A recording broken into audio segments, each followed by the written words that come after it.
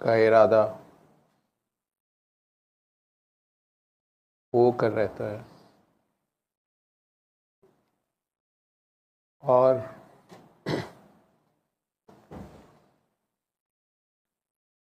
اس کا ارادہ ہمیشہ خیر پہ مبنی ہوتا ہے،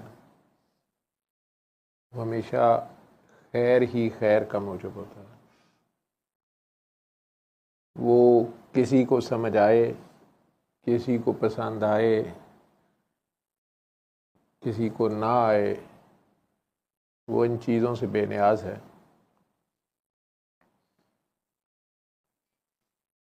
اور اپنے ارادے کو پورا کرنے کے لیے کسی کا محتاج نہیں، وہ بے نیاز ہے، وہ کسی سبب کا محتاج نہیں، وہ مسبب الاسباب ہے۔